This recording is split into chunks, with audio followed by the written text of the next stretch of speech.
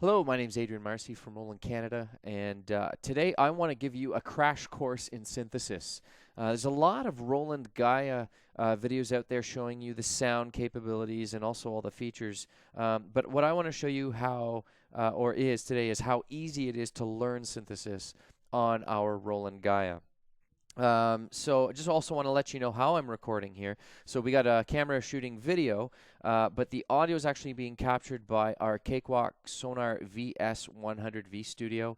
It has a wave recorder that records directly to SDHC card, so I've got an SD card in there, and that's how I've got my microphone and Gaia hooked up, making the sound quality just a little bit better than what we can get on our camera. So without further ado, let's talk about making synthesizer sounds and basically beginning how to make synthesizer sounds on the Roland GAIA and most synthesizers out there. So there's actually, as you can see, there's a lot of sections on here, but there's 4 sections that sort of stick out. We've got an oscillator section, a filter section, an amp section, and then lastly an LFO section here. So what I'm going to do is going to start here with our oscillator section. So you can hear there's one of the preset sounds already here. What I'm just going to do is reset this sound, and I can do that on the GAIA by pressing cancel and write together, and I just get a single saw waveform. So starting with our oscillator section, the way you can explain what an oscillator is actually your tone generator, or the bass, or the basis of all sound in the synthesizer. And this creates your sound and allows you to choose different waveforms here. And I can do that by just pressing the wave button here, toggle through all of them, and they all create different types of sounds or characteristics of sounds. And the way I like to explain to people how the characteristics of sounds are is the sharper the waveform actually looks, the brighter the sound is. So for instance, we got a saw waveform here, square, pulse. Pulse is sort of an alternate square waveform that allows you to offset the cycle, and I can then use this pulse width fader here to offset the cycle, and then I can modulate it as well. This waveform is the only time you'll ever use these faders. So going on from there, triangle, sine, noise, supersaw. Supersaw is actually a Roland acclaimed waveform, which is a bunch of saw waveforms layered on top of each other, and each one being slightly detuned to get you this sort of huge sounding wave, which is awesome. Anyhow, this is how you choose your waveform. Then you have these 2 knobs here. You got pitch and detune. So pitch allows you to alter your pitch, and it's more of a coarse pitch. You can hear it alters your sound in semitones, also going down as well. If you want to fine-tune your sound, that's what you get to detune. It allows you to fine-tune your sound, right? Then you have your envelope here, and this allows you to alter your pitch of your oscillator over time. So if I want my pitch to go up and then down, or then down and then up, I can just choose the amount.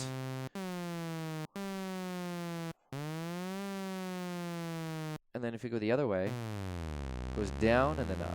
So I can, this is simple. This just allows me to alter my pitch over time. And this is your oscillator. You do see a sort of a modulation section here. This is a little bit more advanced. I'm not going to really talk about that right now. But the oscillator is the basis of your sound. It's your tone generator. It allows you to choose your waveforms and alter your pitch, and then of course alter your pitch over time using the envelope. Then we move to the next section, and this is a filter. The filter is more of a tone control. It allows you to accentuate and cut certain frequencies within your sound that you're creating from your oscillator. So given this right now, notice we have a low pass filter selected. Well, a low pass filter does just that. It allows the low frequencies to pass, and I can then use the cutoff to cut off the higher frequencies. And then the frequencies that are being passed through, I can resonate them.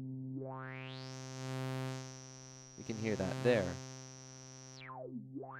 And of course you have different types of filters. There's a high pass filter, which is the opposite of low. cutting the lower frequencies, and then I can let them resonate. And then all of these types of filters, I mean, you can play along around with them. They allow different accentuations in tone. And then just like the oscillator, we have a filter, or sorry, an envelope that allows you to sort of affect the filter over time. So if I wanted the filter to open up over time, I can do that, or close. Put up the resonance there. I can affect my filter over time and have fun with that and really morph my sound. So again, this is your filter section. It's sort of a tone control. Lastly, on here there is also a key follow knob. Right now we've got that's why I've got my I can affect the key follow, and notice how the filter closes as I go down an octave. The key follow opens and closes the filter along the keyboard octaves. So this is really neat, and I can affect whether it opens up or opens down on the keys. So this is what a filter is. Then we move to probably the most logical section here, and this is your amplifier. What does an amplifier normally do for your instruments? It amplifies your sound. It makes your sound louder. Well, you notice it's very basic, one knob. And if it's all the way down, I'm not going to get any sound. As I bring it up, I get more volume. Very surprising, right? But anyhow, just like, again, our other sections, we also have a volume, an envelope here. And I can affect my volume over time. And as you can see, if I bring those down and bring my decay, sustain down, I get shorter, more staccato sounds or long sounds. If I put the release all the way up and I press a note, it holds until you can see both my hands are here. If I bring that down, it fades out. So again, using these three sections here, I can really sculpt a sound to my liking and just be very creative with sound. Now, there is one more section, and that's over here highlighted in blue, and this is your LFO, or what we call low frequency oscillator. Now, as an example, if I came over to hear my filter and I'm pressing a note here and I'm doing this and I want the keyboard to do that, yet I need this hand free to play on the keyboard. This is where we'll use a low frequency oscillator. Notice how you have pitch, filter, and amp. Three things we just talked about. I can actually have my low frequency oscillator, LFO, alt or affect and oscillate these parameters for me. So let's go the filter, and then I have my rate, which is my speed, and then of course I have different shapes here, just like we have shapes or waveforms in my oscillator. I can come here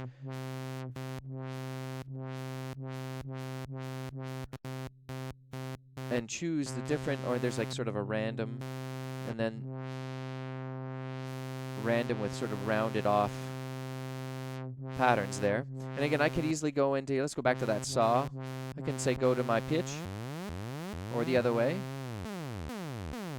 and actually amplifier.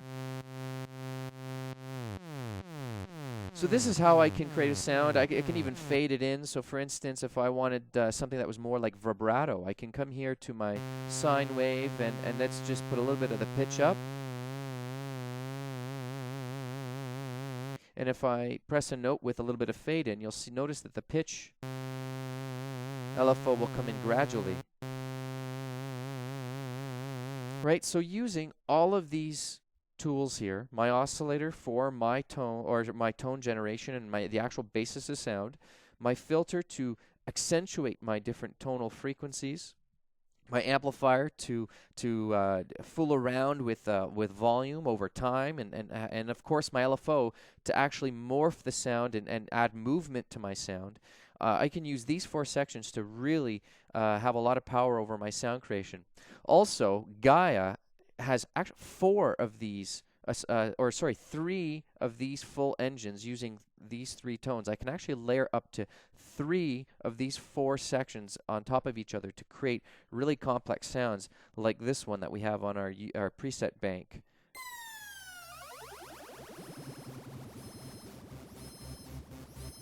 very, very complex sound there, just using 3 tones. It sounds complex, but really it's very simple. When you take them away, there's that. There's that.